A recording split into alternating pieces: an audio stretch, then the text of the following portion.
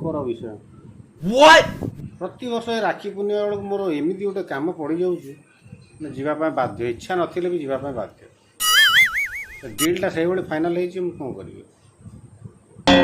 କେତେ ବଡ଼ ଦିନ, ଗୋଟେ ପର୍ବ, ଭଉଣୀମାନେ ଆସିବେ ରାକ୍ଷୀ ବାନ୍ଧିବା ପାଇଁ, କିନ୍ତୁ କ'ଣ କରିବା, କାମ ରହିଯାଉଛି, ରହିହେବନି। ଆଉ କ'ଣ କରିବ? ନାଇଁ, ଯେତେ ଚେଷ୍ଟା କଲେ ରହିହେବନି। ଆଉ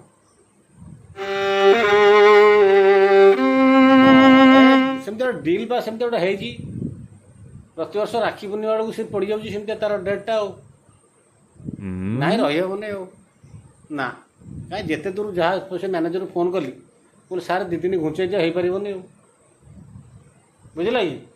ନାଇଁ, ସେ ହେଇପାରିବନି।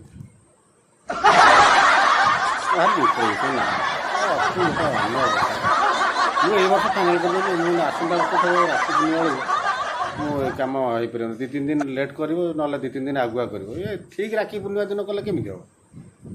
ଲୋକ କେତେ ବାଟରୁ ଆସିବେ, ଭଉଣୀ ଗୁଡ଼ାକ ସବୁ ଆସିବେ, ରାକ୍ଷୀ ଗୋଟେ ବାନ୍ଧିବେ କି ଘରେ କେତେ ମନ ଇଚ୍ଛା ଥିବ ତାଙ୍କର। ଠିକ୍ ରାକ୍ଷୀ ପୂର୍ଣ୍ଣିମା ଦିନ ମୋର ଗୋଟେ କାମ ପଡ଼ିଯିବ, ସେମାନେ ଭାବିବେ କ'ଣ, ଏ ଠକୁଛି ତାଙ୍କୁ ଦବା ବୁଡ଼ିଲେ ପ୍ଲାନ୍ କରି ବାହାର ପଡ଼ୁ।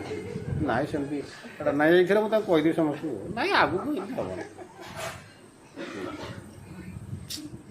ଭାରି